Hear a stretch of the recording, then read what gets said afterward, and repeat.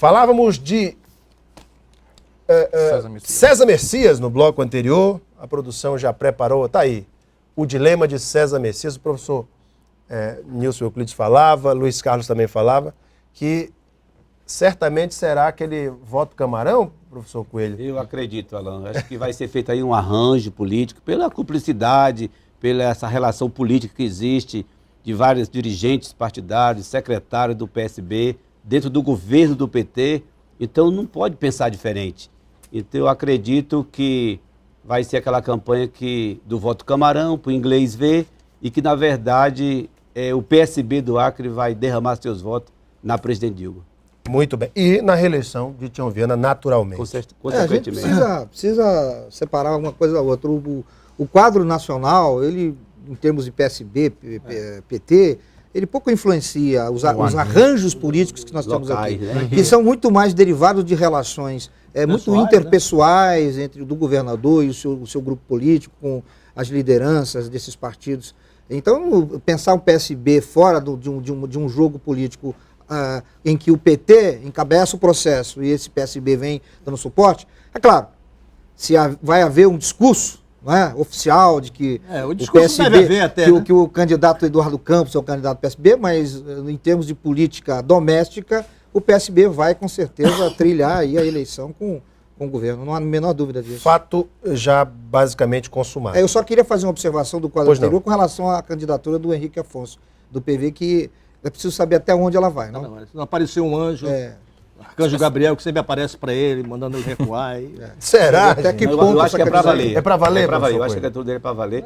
Agora é uma pena. Acreditar também. É uma pena que ele fez um bom deputado federal e vai perder o mandato de deputado concorrendo à eleição para o governo, na minha avaliação. É uma derrota certa mesmo, Fábio Ponte? Você concorda? Hoje... Tem dúvida ainda? Então, vamos voltar para o PSB. Ele congrega o voto do evangélico? Olha, Luiz Carlos. Congrega? Ele não tem, na sua totalidade, ele não tem uma liderança pessoal, ele não é uma pessoa carismática que tem um eleitorado cativo, e não tem uma estrutura partidária, e não tem uma eleição, candidatos proporcionais. Como é que viabiliza uma candidatura? Henrique tira voto de Tião Viana? Olha, é difícil falar. Tira, Luiz Carlos. Não dá para mensurar assim. Mensurar não, mas tem que ver que o Henrique disputou todas as eleições sob as benesses do PT, ele vai disputar agora fora. Né? Porque ele não rompeu com a Frente Popular, é como se fosse uma segunda candidatura da Frente, claro, sem a bênção da cúpula da Frente Popular. Muito bem, senhores. E no sábado, o PCdoB realizou a sua conferência estadual. A presença do governador Tião Viana, do vice-governador César Messias, do prefeito da capital Marcos Alexandre e até da senadora Vanessa Graziotin, do PCdoB do Amazonas, mostraram realmente que o PCdoB tem a decisão firmada de ter Perpétua Almeida como pré-candidata ao Senado. E agora, como fica a situação de Aníbal Diniz, professor Coelho, começando contigo. Normal, a disputa vai ser interna e vai ser uma disputa de igual para igual? O PCdoB já tinha comunicado ao governador a intenção de lançar a candidata a deputada Perpétua Almeida ao Senado. E agora, na conferência estadual, veio então ratificar essa posição. Pelo que eu compreendo, o senador Aníbal Diniz está no mandato, é do PT, é legítimo até a candidatura dele, mas eu acredito que até março, abril, eles deverão fazer mais 2, 3 pesquisas e, dependendo do equilíbrio político, poderão até lançar os 2 nomes. Muito embora que tenha uma equipe, a famosa equipe do Corpo de Bombeiro, né, trabalhando para que apresente apenas um nome. E eu vejo que, na situação que está aí, se o Bocalon, candidato a governo, apoiar o Gladys, se o Márcio Bittar apoiar o Gladys sendo o candidato único da oposição e 2 candidatos aqui do governo, aí a situação, eu acho que ela fica favorável para o deputado Gladys. Então, a Frente Popular tem que pensar, verificar uma posição política para não entregar essa vaga do Senado para a oposição. E é só uma vaga, é só uma vaga. E eu vejo, inclusive, eu participei de uma reunião do Conselho Político, Alan, e vejo outros partidos interessados em apresentar também nomes, tanto para vice quanto para o Senado. Por exemplo, o PEN, que tem 6 deputados estaduais, tem uma força política considerável, ele pode equilibrar ou desequilibrar qualquer governo, e o PEN tem já a intenção de lançar um candidato a senador. Essa intenção do PEN é de verdade mesmo, Luiz Carlos? Não, o PEN diz também, esse senhor, tudo que o governador João Viana quer. Isso aí eu não vejo que o PEN vai indicar ninguém.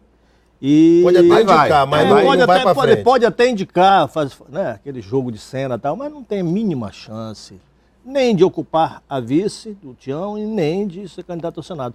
Agora, sobre a candidatura do Aníbal, eu conversei com o Tião e perguntei pelo seguinte, como é que ficaria? Ele disse, por que nós não podemos lançar 2 candidatos? Então, eu acho que o pensamento hoje, reinante no PT, é esse. Perguntei também sobre pesquisa.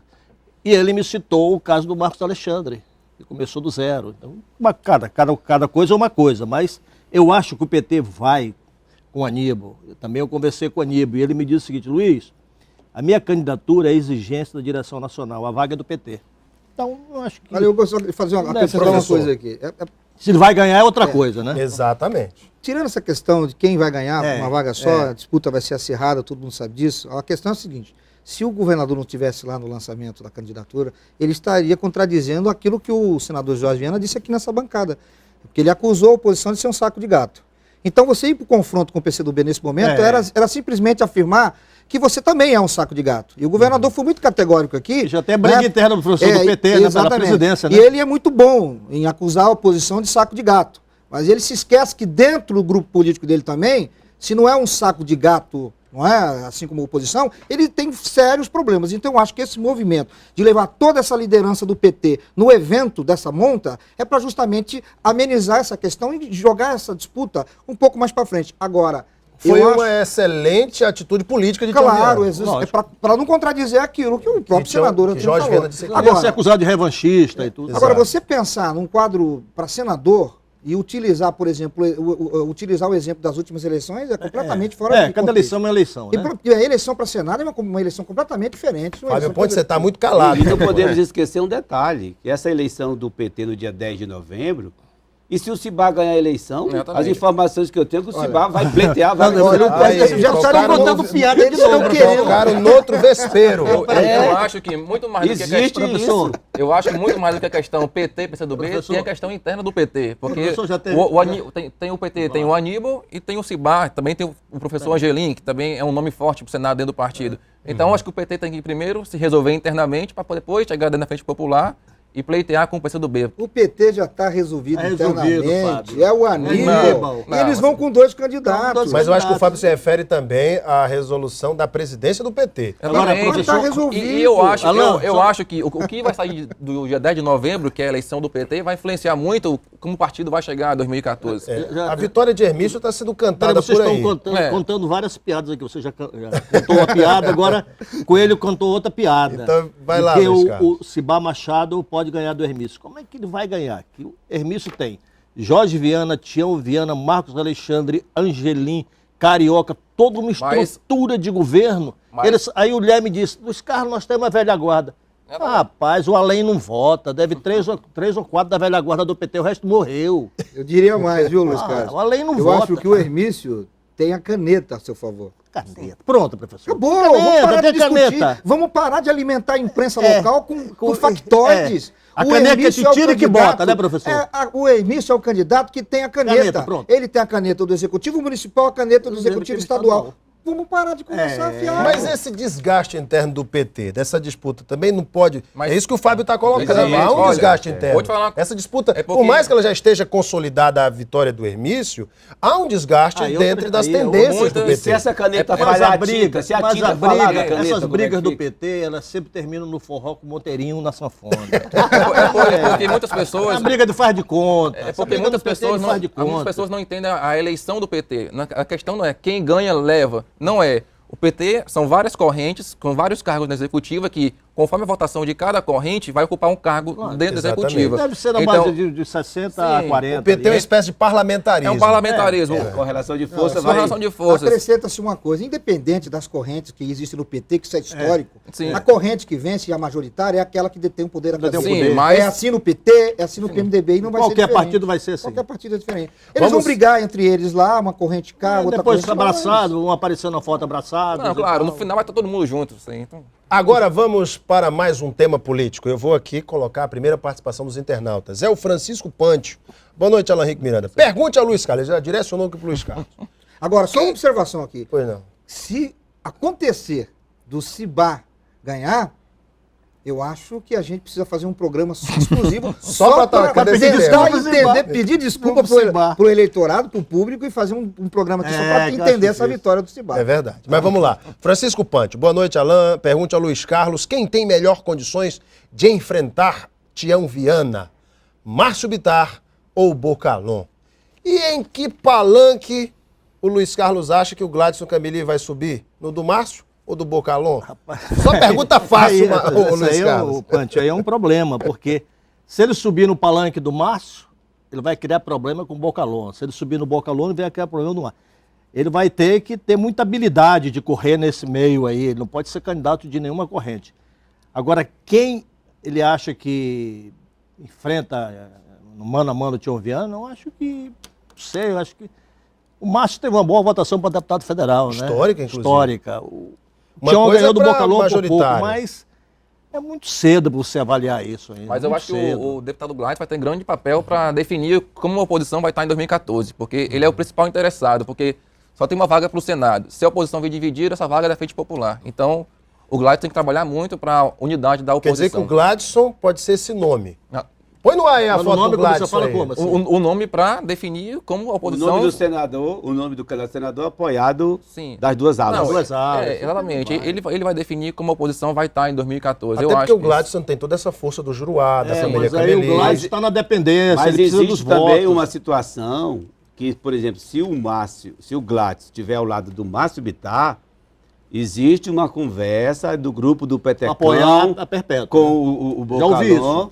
É apoiar a Perpétua. Tem essa conversa que está sendo trabalhada. Essa é a Intimaram, oposição. inclusive... Professor Nilson Wilson não concorda. Não acredito. Não nisso, acredita. Não acredito. Também não acredito, não. Eu acho Mas que isso aí creio. faz parte daquela estratégia, estratégia de campanha, que vocês estão Terrorismo, vendo. fazer o terrorismo. Agora, Também eu não creio. preciso observar uma coisa que é extremamente importante. Eu acho que, em termos de composição, eu acho que será mais fácil para o Márcio tentar uma composição, apesar de todos os problemas, do que o Tião Bocalon. Eu acho que o Tião Bocalon vai ter mais dificuldades Muito mais. de articular uma candidatura com a oposição, mesmo com todos os desgastes que o Márcio teve. Eu acredito que o Márcio, até pela figura dele, até pela forma com que ele vem se colocando nas entrevistas, talvez essa articulação com o Gladson e com o próprio PSDB seja mais fácil do que, por exemplo, com a candidatura O problema do do DEM. Márcio é que ele se coloca assim nas entrevistas, mas ele não tem conseguido aglutinar. Quando se trata de candidatura majoritária, ele não consegue aglutinar.